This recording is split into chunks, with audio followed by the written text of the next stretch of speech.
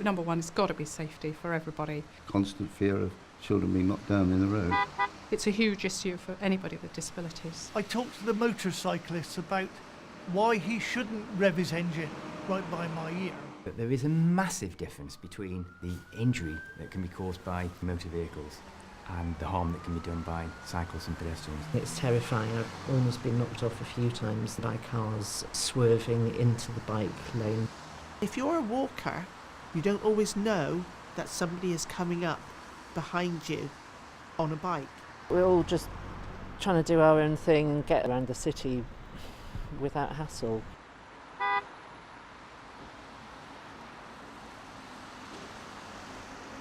Bristol, like many other fine old cities, has issues with traffic congestion. All kinds of road users compete for restricted road space, often leading to conflict, road rage and accidents. Independent charity Bristol Mediation was commissioned to see if a restorative approach could help.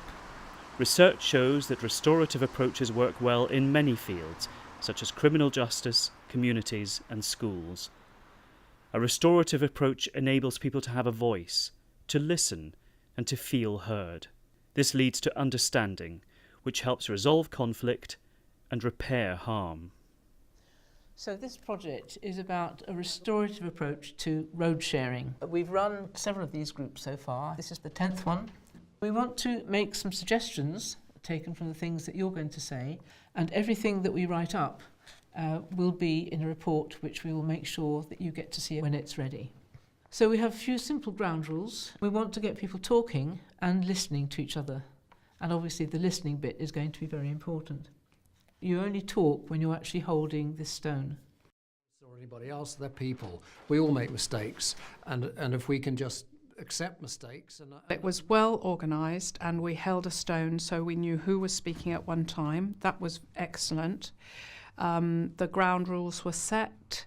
There was somebody who was like steering the group and would say, please say some more about that, or I can see you're itching to say something about this, move the stone along. So there was a little control, and it enabled people to speak. Well, there's 2 pedestrians and cyclists put in hospital every week in the central part of Bristol. I liked the fact that it was a kind of a face-to-face discussion in a circle environment, so we all got the opportunity to speak at our own pace. Traffic lights.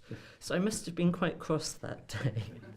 But, you know, passing around a stone, something quite so simple, avoids the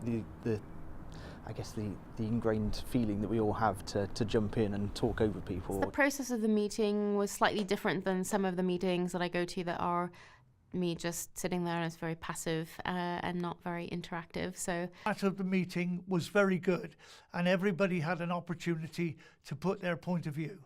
Between here and where I live, the road, the city is carved up by sort of 6 lanes of traffic. The fact that it was mediated and sort of facilitated very well meant that there was active listening and a real sense of understanding each other's perspectives. To get road users from all areas of life together. I think there's a lot of campaigns which are very focused on just one area of road users, like cyclists get together with cyclists, motorcyclists get together with motorcyclists, so on and so forth. I think to make people more aware, it needs to be much more crossover. The workshop that I attended had a few other cyclists, some motorcyclists and some pedestrians. I was so interested to listen to other people's views, different cyclists, especially the motorcyclists, and people who multi-used. I was sitting next to a first bus driver and trainer. There were some people who run a traffic management systems company. Stop thinking of people as being motorists or cyclists or anybody else, they're people. So it was a good meeting. I thought it was really good.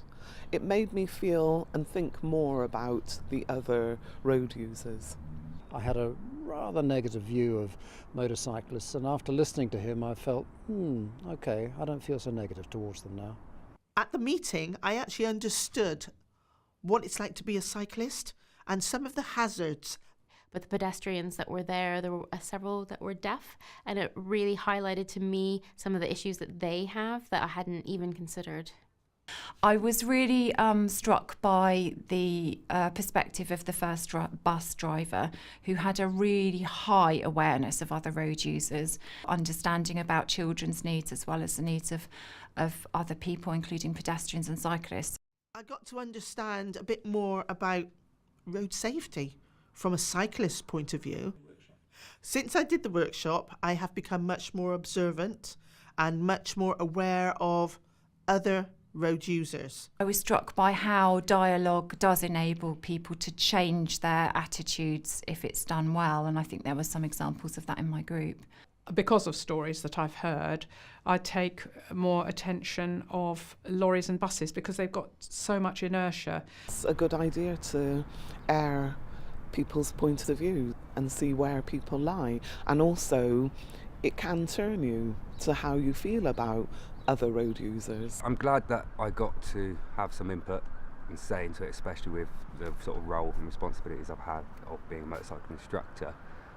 I will take away some ideas which I need to mull over on how I could maybe rephrase some of the things I use whilst training. So I'm much more aware of what I'm doing as somebody who is in a car and who has a certain amount of power in my vehicle and the impact of that on other road users. There's everything to be gained and nothing to be lost from getting people together to talk through things. And this is a really complicated issue, I think. The business of having a city crowded with these machines and flesh and blood people walking around. It's an important matter, and it's a difficult matter to solve. And so there needs to be talking. I must admit, I still retain an element of scepticism about the usefulness of talking to individuals trying to solve a system. When you're walking along a road, you actually hear bus stops and you hear trees, and that's how I have to go through town. And I explained that to them, and they actually said, oh, well, we didn't know about this. So I was invited to go to 3 different groups and give the same sort of talk, and I was thrilled to bits about that. To get road users from all areas of life to come together is a great starting point. I think it could be used as a catalyst for more. You know, I don't think it shouldn't end here. I learnt a lot at the meeting, and that gave me a good insight to the whole issue about sharing the road, sharing the pavement, and actually trying to find a compromise for all of us, and it is complex.